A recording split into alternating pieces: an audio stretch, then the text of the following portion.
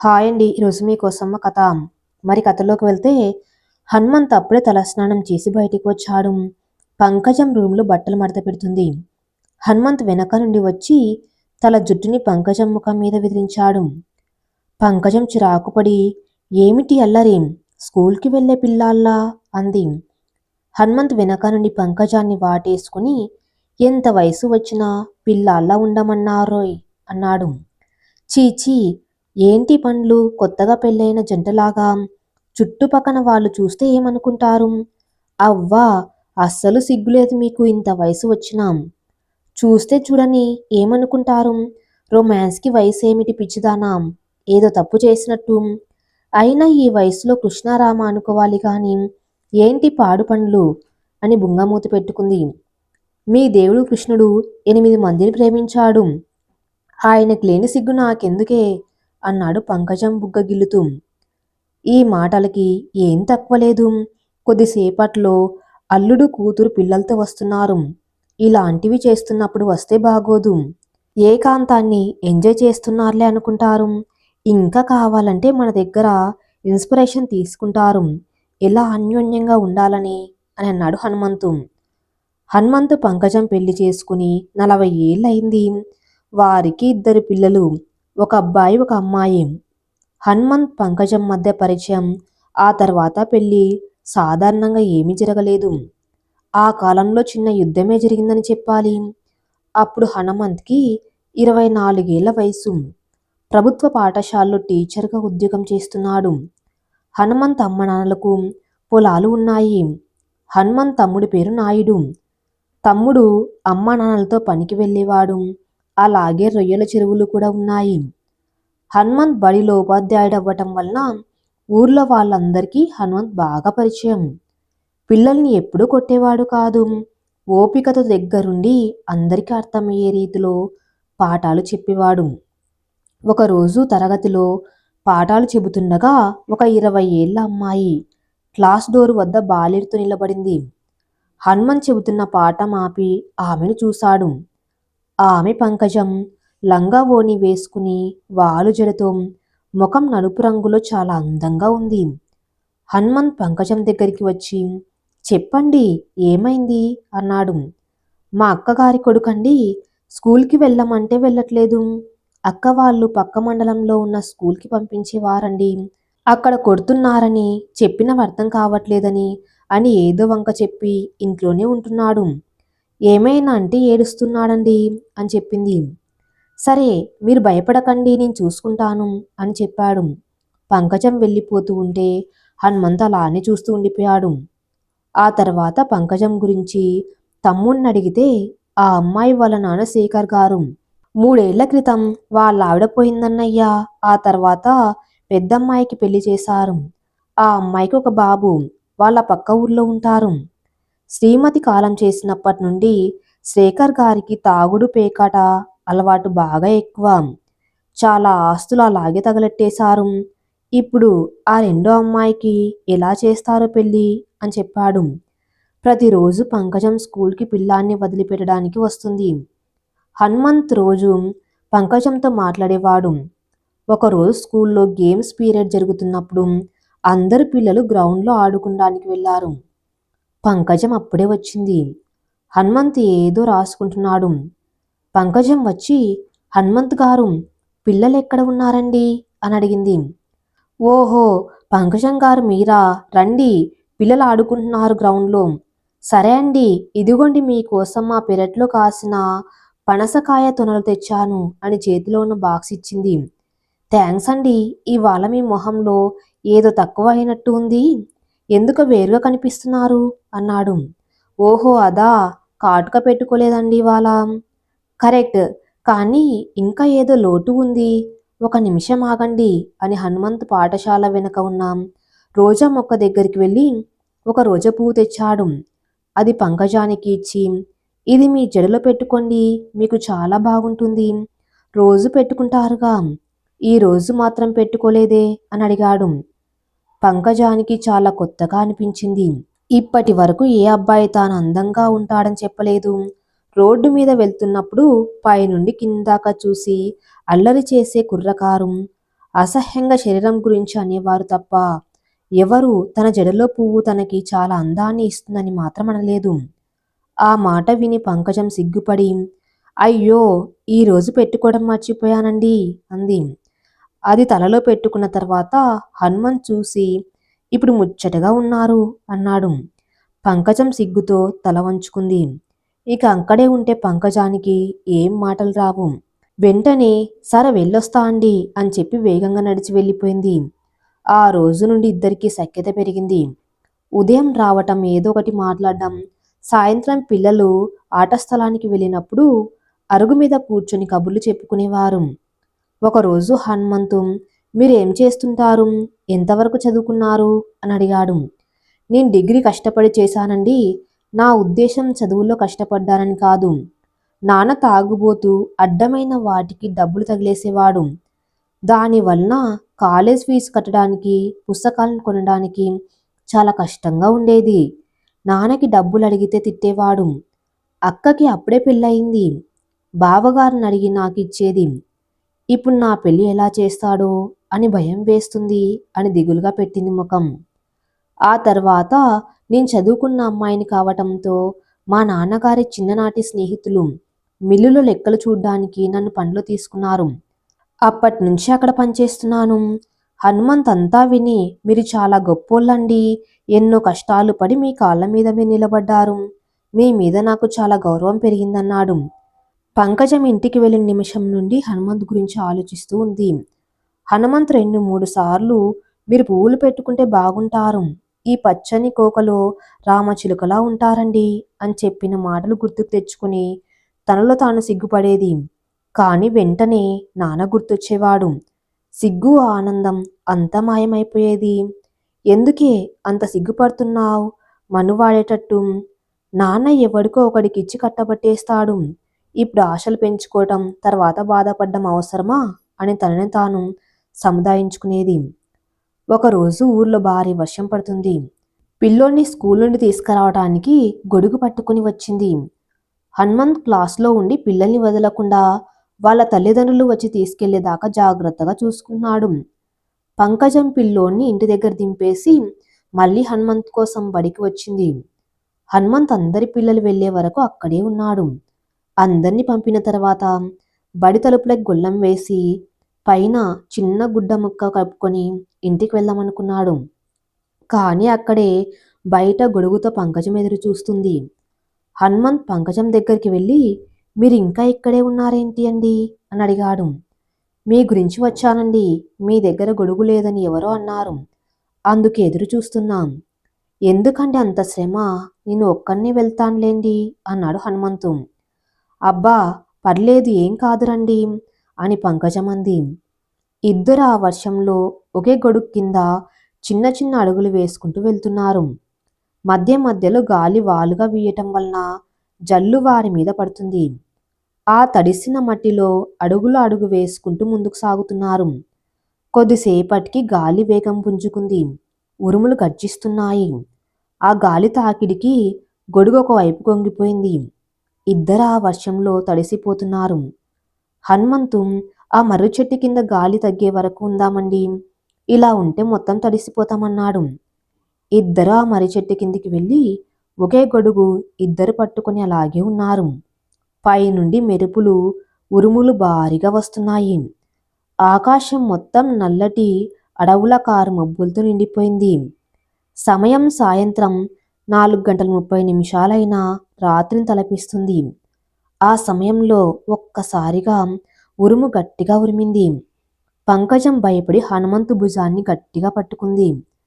హనుమంత్ పంకజం ముఖం చూశాడు. పంకజం తల పైకి ఎత్తి హనుమంత్ కళ్ళలోకి చూసింది. హనుమంత్ కళ్ళు సూటిగా పంకజం కళ్ళలోకి చూస్తున్నాడు. అన్ని బయటకి నిక్కచ్చిగా చెప్పే స్వభావం హనుమంత్ది. అతన్ని చూస్తే పంకజానికి ఒళ్ళంతా పులకరిస్తుంది. ఆ క్షణం అతని భుజం గట్టిగా పట్టుకుని తన ఎదలో తలదాల్చుకుని నిద్రించాలనిపించింది. కానీ మళ్ళీ తప్పుగా ఏమైనా అనుకుంటాడేమో అని వెంటనే చేతులు తీసి, క్షమించండి, ఉలిక్కిపడి పట్టుకున్నా అంది. అయ్యో, దాందేముందండి, మీరు ఏమైనా నన్ను కొట్టారా? అవేం పట్టించుకోకండి. మీకు భయం వేసినప్పుడల్లా పట్టుకోండి, నేనేమీ అనుకోనన్నాడు. పంకజం సిగ్గుతో వద్దులేండి, ఎవరైనా చూస్తే బాగోదు. ఆ క్షణంలో వర్షపు చినుకులతో తడిసిన పంకజం మోము చూశాడు. చందమామ మీద తేనె చుక్కలు జారుతున్నట్టుగా అనిపించింది హనుమంతుకి.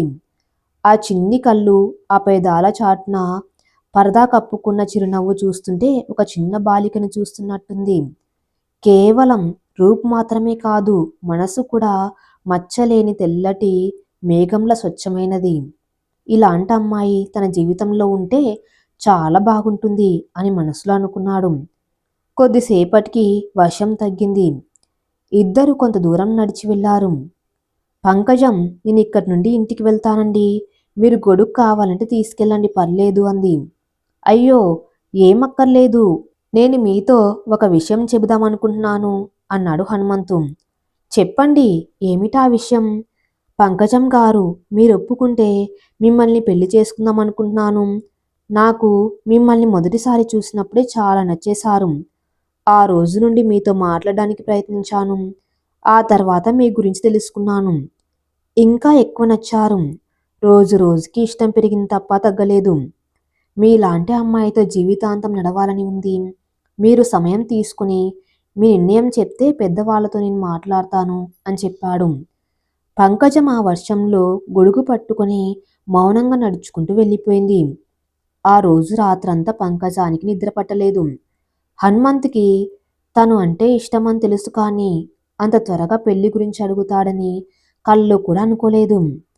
పంకజానికి కూడా హనుమంత్తో జీవితం పంచుకోవాలని ఉంది, కానీ నాన్న ఒప్పుకుంటాడా అన్న సందిగ్ధంలో ఉంది.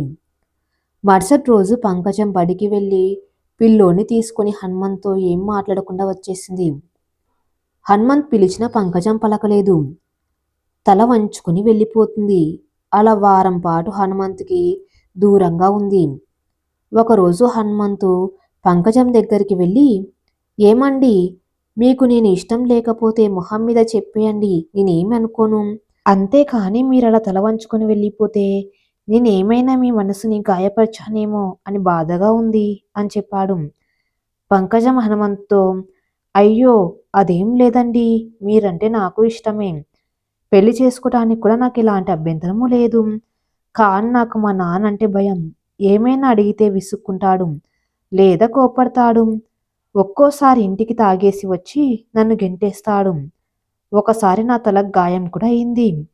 ఇప్పుడు నేను ఈ విషయం ఆయనతో చెబితే నన్ను ఎవరో ఒకళ్ళకి కట్టబెట్టేస్తాడు డబ్బుల కోసం. నాకింట్లో చెప్పే ధైర్యం లేదు అంది. పోనీ నేను మిమ్మల్ని ఇష్టపడి సంబంధం అడగటానికి వచ్చానని చెబుతానన్నాడు. అయ్యో, అది ఇంకా ప్రమాదం. నువ్వేమీ రెచ్చగొట్టకుండానే వాడు మన ఇంటి వరకు వస్తాడా? బాగా బరి తెగించావు అని మళ్ళీ నన్ను కొడతాడంది. సరే అండి, నేను ఇంట్లో అవేమీ చెప్పకుండా మాట్లాడతాను, మీకు ఓకే కదా అన్నాడు. పంకజం తనకు కూడా సమ్మతమే అన్నట్టు తల ఊపింది. హనుమంతు పంకజాన్ని ఇష్టపడుతున్నట్టు వాళ్ళ తల్లిదండ్రులకి తమ్ముడికి చెప్పాడు. తల్లిదండ్రులకి ఏమి ఇబ్బంది లేదు, కానీ హనుమంతు నాన్న, ఒరేయ్, ఆ శేఖరం బాగా డబ్బు మనిషి, మనకి అంత ఆస్తిపాస్తులు లేవు, మన సంబంధం ఒప్పుకుంటాడంటావా అన్నాడు. అడిగి చూద్దాం నాన్నగారు, నాకు ఉద్యోగం ఉంది, మన ఇంట్లో తాగుడలవాట్లు ఎవరికీ లేవు, ఆ అమ్మాయికి కూడా నేనంటే ఇష్టం, కానీ మనం ఈ ముక్క చెప్పకూడదు, మనమే వాళ్ళ ఇంటికి వెళ్ళి అమ్మాయిని అడుగుతున్నట్టుగా ఉండాలి అని చెప్పాడు హనుమంతు. ఏం భయం లేదన్నయ్యా, ఏమైనా ఉంటే చూసుకుందాంలే అన్నాడు నాయుడు. మరుసటి రోజు పల్లెంలో తాంబూలాలు పట్టుకొని శేఖరం ఇంటికి వెళ్లారు. శేఖరం కళ్ళెర్రగా మొహం ఉబ్బినట్టుగా ఉన్నాయి. అతని దగ్గర నుండి సారాయి వాసన కూడా వస్తుంది. శేఖరం చూసి, ఏంటి బడిపంతులు కుటుంబం అంతా మా ఇంటికొచ్చారు అన్నాడు. హనుమంతు, శేఖరం గారు, మీ అమ్మాయి మాకు చాలా బాగా నచ్చింది, మీ అమ్మాయిని మా పెద్దోడికి అడగటానికి వచ్చాము, కట్నాలు అలాంటివి మాకేమీ వద్దు, మీ పిల్లని ఇస్తే బంగారంలో చూసుకుంటామని చెప్పింది. పంకజం వంటిల్లు గుమ్మం నుండి జరుగుతున్న తతంగమంతా బెరుకుగా చూస్తుంది. శేఖరం చదువుతున్న పేపర్ పక్కన పెట్టి, అసలు మీకు ఏ అర్హత ఉంది అని సంబంధం అడగటానికి వచ్చారు? 1 ఎకరం పొలం లేదు, 1 ఎకరం తోట లేదు, ఉన్న భూమిలోనే చచ్చి చెడి పండిస్తూ జీవితం ఈడ్చుకొస్తున్నారు. ఇంకా మీ పెద్దోడు బతకలేని బడిపంతులు. వచ్చే జీతంతో మా అమ్మాయికి ఎన్ని చీరలు, నగలు కొనివ్వగలడు? ఆ చిన్నోడు రొయ్యల చెరువులో వ్యాపారం. ఒక పెద్ద తుఫాను వచ్చినా, పెద్ద వర్షం పడినా మీకు వచ్చే డబ్బులు కూడా రావు. పాలు పిడకలు అమ్ముకునే మీకు నా కూతురు కావలసి వచ్చిందా? అసలు మా చరిత్ర తెలుసా? వెళ్ళి ఏ అడుక్కునే దాన్నో చేసుకోండి కోడలుగా అన్నాడు. ఆ మాటలు విన్న హనుమంతు తల్లిదండ్రులకి చాలా బాధ వేసింది. నాయుడు ఆ మాటకు భరించలేక, ఏంటి కూస్తున్నారు? అంత ఆస్తి ఉంటే మీ ఇద్దరు అమ్మాయిలకు బాగా చదివించి ఘనంగా పెళ్లి చేసేవారు. మీ ఆవిడ పోయిన తర్వాత ఒక జత బట్టలైనా కొన్నారా పిల్లలకి? తాగుబోతైన నువ్వు మాకు నీతులు చెప్తున్నావా? మాటలు మర్యాదగా రానివ్వండి శేఖర్ గారు అన్నాడు. శేఖరం నాయుడు మాట్లాడిన మాటలకి ఉగ్రరూపుడై, నీ వయసెంత? నువ్వు మాట్లాడే మాటలు ఏంటి? అని నాయుడు కాలర్ పట్టుకుని పెద్ద పెద్ద అరుపులతో దూషించడం మొదలుపెట్టాడు. అదంతా చూసి నివ్వెరపోయిన పంకజం శేఖరాన్ని ఆపడానికి ప్రయత్నించింది. హనుమంతు కూడా నాయుడిని కూడా గొడవ పడవకుండా దూరంగా తన చేతులతో వెనక్కి లాగినా నాయుడు పందెంలో కోడిపుంజులా ఎగిరి ఎగిరి శేఖరం మీదికి వెళ్తున్నాడు. ఇదంతా చూసి చుట్టుపక్కన ఉన్న జనం గుమిగూడి ఇద్దరిని ఆపుతున్నారు. శేఖరం, మీరెంత మీ బతుకెంత? రేపు ప్రెసిడెంట్ గారి దగ్గర మీ పని చెప్తా అని గట్టిగా అరిచాడు. ఇదంతా చూసిన పంకజానికి కన్నీళ్లు ఆగలేదు. హనుమంత్ ఇంట్లో నన్ను క్షమించండి అమ్మా నాన్న, నా వలనే ఇలా జరిగింది. నాకింక పంకజం వద్దులే నాన్నగారు, ఇంత అవమానం మనకు అక్కర్లేదు అని బాధతో అన్నాడు. నాయుడు, అలా అంటావేంటన్నయ్యా? మనమేం తప్పు చేశాం? శేఖరానికి ఇష్టం లేకపోతే మర్యాదగా ఇష్టం లేదని చెప్పాలి, అంతేకాని అవమానించకూడదు. చూద్దాం ఏమవుతుందో, ప్రెసిడెంట్ గారికి చెబుతానన్నాడు కదా అని చెప్పాడు. మరుసటి రోజు హనుమంతు బడిలో పిల్లలకి పాఠాలు చెబుతుండగా ప్రెసిడెంట్ గారి సెక్రటరీ వచ్చి, ఇదిగో నేను ప్రెసిడెంట్ గారు రమ్మన్నారు, మీ కుటుంబం అంతా అక్కడే ఉన్నారు, త్వరగా రావాలన్నాడు. హనుమంతు వెళ్ళేసరికి ఊర్లో పెద్దవాళ్ళు, తమ కుటుంబం, శేఖరం, పంకజం అక్క, ప్రెసిడెంట్ గారు ఉన్నారు. ప్రెసిడెంట్ గారు మొదట శేఖరాన్ని జరిగిందంతా చెప్పమన్నారు. అంతా చెప్పి, నీ మర్యాదగా మాట్లాడుతుంటే పెద్ద చిన్న లేకుండా నన్ను ఆ నాయుడు కొడ్డానికి వచ్చాడండి అన్నాడు శేఖరం. ప్రెసిడెంట్ గారు నాయుడు వైపు తిరిగి, ఎందుకు కొడ్డానికి వెళ్ళావయ్యా అని అడిగారు. దానికి నాయుడు, మేం మర్యాదగా శేఖరం గారి అమ్మాయిని మా అన్న కలగటానికి వెళ్ళాం. ఇష్టం లేదని చెప్తే బానే ఉండేది, కానీ ఆయన మా తల్లిదండ్రులను పాలు పిడుకలు అమ్ముకునే వాళ్ళు, మీ బతుకెంత అని అర్థం వచ్చే మాటలు మాట్లాడారు. అప్పటికి కూడా నేను ఏమనలేదండి. మీరిలా అనటం భావ్యం కాదు. మీ తాగుడు వలన మీ ఇద్దరు ఆడపిల్లల్ని సరిగ్గా పెంచలేకపోయారు అని చెప్పాను. అప్పుడు ఆయన నా మీదకి వచ్చాడు కొట్టడానికి. అప్పుడు నేను కూడా మీదికి వెళ్ళాను కొట్టడానికి. అంతేకాకుండా బయట బిచ్చగత్తని కోడలుగా తెచ్చుకోండి అని అన్నాడండి అని మొత్తం కళ్ళకు కట్టినట్టు ప్రెసిడెంట్ గారికి చెప్పాడు. అంతా విని ప్రెసిడెంట్ గారు, నాయుడు, ఎంతైనా ఆయన నీకన్నా పెద్దవారు, నువ్వు అలా మీదకి వెళ్ళడం తప్పు, కాబట్టి క్షమాపణ చెప్పు అన్నారు. నాయుడు మరో మాట మాట్లాడకుండా అందరి ముందు శేఖరానికి క్షమాపణ చెప్పాడు. శేఖరం మొహం గర్వంతో వెలిగిపోయింది. ప్రెసిడెంట్ గారు శేఖరంతో, నీకు మీ అమ్మాయిని హనుమంతుకి ఇవ్వటానికి అభ్యంతరం ఏమిటి అని అడిగాడు. అలా ఇలా ఇస్తా అండి, మా స్థాయి ఏంటి? అప్పట్లో మా తాత రాచరికం మీకు తెలియనిది కాదు. అంత చరిత్ర ఉన్న మేము వీళ్ళకి పిల్లని ఎందుకు ఇస్తామన్నాడు. అంత చరిత్ర ఉన్నప్పుడు నువ్వు మీ కూతుళ్ళని ఎంత హుందాగా పెంచాలి, కానీ పుస్తకాలు కొనటానికి డబ్బులు కూడా ఇచ్చేవాడివి కాదు అని ఊరంతా అనుకుంటున్నారు. అలాగే తాగుడని పందాలు అని ఆస్తులు తగలెట్టావు. మరి ఇప్పుడు నీ చేతిలో ఏముంది? చిన్నమ్మాయి ఉద్యోగం చేస్తుంది కాబట్టి ఇల్లు గడుస్తుంది. ఇక హనుమంతు కుటుంబం అంటావా? 1/2 ఎకరం కొబ్బరి తోట, 1/2 ఎకరం పొలం ఉన్నాయి. ఆ వచ్చిన లాభాలతోనే కొత్త ఇల్లు కట్టుకున్నారు. నాయుడు రొయ్యల వ్యాపారం చేస్తూ బాగా ఎదిగాడు. ఫారెన్ ఎక్స్పోర్ట్ చేయడానికి కూడా కాంట్రాక్ట్ కుదుర్చుకున్నారు. హనుమంతు ఉపాధ్యాయుడిగా మంచి పేరు సంపాదించాడు. ఇప్పుడు ఉన్న డబ్బు రేపు ఉండకపోవచ్చు. ఇవాళ లేని డబ్బు రేపు రావచ్చు. కానీ మంచి మనసులు ముఖ్యం. నేను ఏమంటున్నా అంటే, నీ కూతుర్ని హనుమంతుకిచ్చి పెళ్లి జరిపించు. నేను చెప్పాల్సింది చెప్పాను. కన్న తండ్రివి ఆఖరి నిర్ణయం నీదే. డబ్బు లేనోడు, ఉద్యోగం చెయ్యనోడు వచ్చి మీ పిల్లని అడగటం లేదు కదా! ఒకసారి పంకజాన్ని కూడా అడుగు. పిల్లలు సంతోషంగా ఉండటం కన్నా ఇంకేం కావాలి శేఖరం? ఆలోచించు అని చెప్పాడు. శేఖరం ఇంటికి వెళ్ళి చాలా ఆలోచించాడు.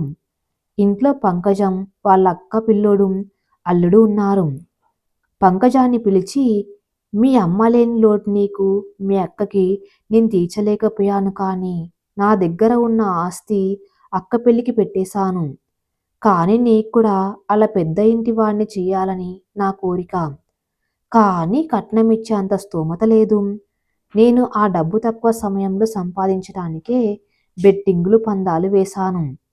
ఆ డబ్బులు పోయేసరికి నీ పెళ్లి ఎలా చేయాలన్న దిగులుతో తాగుడికి బానిసయ్యాను అని కన్నీళ్లు పెట్టుకున్నాడు. పంకజం శేఖరాన్ని ఓదారుస్తూ, నాన్న, నాకు హనుమంతు అంటే ఇష్టం. నేను ఇష్టమని చెబితేనే వాళ్ళు ఇంటికి వచ్చారు. దీనిలో నా తప్పు కూడా ఉంది. నాకు డబ్బేమీ అక్కర్లేదు నాన్న. జీవితాంతం ప్రశాంతంగా ఉంటే చాలు. దానికి డబ్బుకి సంబంధం లేదు అని చెప్పింది. 1 నెల తర్వాత ఇద్దరి పెళ్లి ఘనంగా జరిగింది. శేఖరం అందర్నీ ఆహ్వానించాడు. ఆ రోజు నుండి తాగటం కూడా మానేశాడు. పెళ్ళైన తర్వాత రోజు సత్యనారాయణ వ్రతం జరిగింది. ఆ రోజు రాత్రి మొదటి రాత్రి గదిలో మల్లెపూలు, తెల్ల చీర కట్టుకుని హనుమంతు పక్కన మంచం మీద కూర్చుంది. హనుమంతుకి పంకజాన్ని చూడ్డానికి 2 కళ్ళు చాలలేదు. హనుమంతు తలదించుకునే ఉన్న పంకజాన్ని చూసి, పాల గ్లాస్ అయిపోయింది, ఇప్పుడేం చేద్దాం అని అడిగాడు. పంకజం సిగ్గుపడుతూ, ఏమో నాకేం తెలుసు, పాఠాలు చెప్పే మాస్టర్కి పడగదిలో ఏం చేయాలో తెలియదా అంది. హనుమంతు చిన్నగా నవ్వి, నీ వాలు జడ అంటే నాకెంత ఇష్టమో తెలుసా అని తన జడని పక్కకు జరిపాడు. తన వీప్ పైన ఉన్న పుట్టుమచ్చని ముద్దాడాడు. పంకజం ఒళ్ళంతా జివ్వుమని లాగింది. అలా నెమ్మదిగా భుజంపైకి వచ్చి మెడ మీద తన 2 పెదాలతో సరసమైన పద్యం రాస్తున్నాడు. పంకజం గుండెలు అదురుతున్నాయి. శ్వాసలోని వేడి పెరిగింది. తన నుదుటిపై చెమటలు చేరాయి. పంకజం తన కుడి చేతిని హనుమంత్ తల మీద పెట్టి తన చేతి వేళ్లతో హనుమంతు జుట్టును పట్టుకుని దగ్గరకు లాగింది. ఇద్దరి ఊపిరి ఇద్దరి శరీరాలను నిప్పులు కొలిమి చేస్తుంది. హనుమంతు అదరాలు పంకజం అదరాలను తాకాయి. పంకజం కాలి వేళ్లు ముడుచుకున్నాయి. గుండె లయ తప్పింది. స్వర్గపాన్పుపైన ఆ క్షణం ఉచ్ఛ్వాస విశ్వాసలతో ఒకరి శరీరంపై ఒకరు తమకు నచ్చిన విధంగా సంతకాలు చేసుకున్నారు. పంకజం పంకజం, ఏం కూర చేశావే ఇవాళ అని అడిగాడు హనుమంతు. తోటకూర పప్పు అంది. 40 ఏళ్లుగా అవే కూరలు, కొత్తవి చేయవచ్చు కదా పంకజం. వేరే అమ్మాయిని చేసుకోవచ్చుగా, మరి నన్నెందుకు చేసుకున్నారు? అందరికీ నీలాగా పొడుగు జడ ఉండదు కదా పంకజం. ఇప్పుడంతా ఊడిపోయింది కదా. అసలు ఆ శోభనం రోజు నీ పొడవు జడను చూసి నాకు అని అంటుండగా పంకజం ఆపి, ఎప్పుడు అదే గోల, ఆపుతారా ఇక అంది. తప్పేముందే, ఆ రోజు మనమిద్దరం అనగానే కాలింగ్ బెల్ మోగింది. హనుమంతు తలుపు తీయగానే కూతురు, అల్లుడు, మనవడు గుమ్మం దగ్గర స్వీట్ ప్యాకెట్లు పట్టుకుని ఉన్నారు. రండి రండి లోపలికి అని హనుమంతు ఆహ్వానించాడు. పంకజం వచ్చి, అల్లుడు గారు ఎలా ఉన్నారు? అంత బాగానే ఉన్నారా? ఏరా చిన్ను ఎలా ఉన్నావు అని మనవణ్ణి ఎత్తుకుంది. హా, బాగానే ఉన్నాం. మీ పెళ్లి రోజంట కదా, స్వీట్స్ పట్టుకుని వచ్చాం అత్తయ్య గారు. అలాగే మామయ్య గారిని ఏమైనా సంసార జీవితంలో ట్రిక్స్ ఏమైనా చెప్తారేమని వచ్చాము అన్నాడు. పంకజం నవ్వి, ఆయన్ని నన్ను బాగా చూసుకోమని చెప్పయ్యా, రోజు ఈ కూర చేయలేదు ఆ కూర చేయలేదని సతాయిస్తున్నారంది. ఎంతకాలం కలిసి ఉన్నా ఆ చిరుగొడవలు తప్పవేమో, అదే అందం అని పంకజం కూతురు కూడా నవ్వింది. పంకజం హనుమంతు ప్రేమ పరవళ్ళు 60లలో కూడా ఇంకా తగ్గలేదని చెప్పాలి. ఈ కథ ఇంతటితో సమాప్తం. మరిన్ని మంచి స్టోరీస్ కోసం నా ఛానల్ని ఫాలో అవుతూ ఉండండి. Thank you for listening.